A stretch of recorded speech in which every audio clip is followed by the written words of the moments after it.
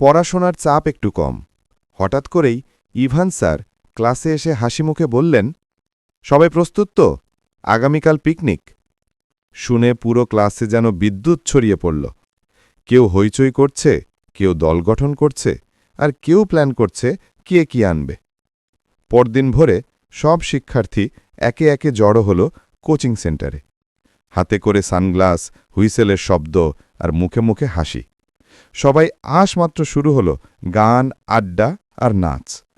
Ivan sir নিজেও যেন সেই দিন ছাত্র হয়ে গেলেন। সব ছাত্রদের সাথে হাসছেন, ছবি তুলছেন। গন্তব্য ছিল শহরের কাছের একটি সবুজে ঘেরা পিকনিক স্পট। জায়গাটা ছিল নিরিবিলি, প্রকৃতির মাঝে সাজানো।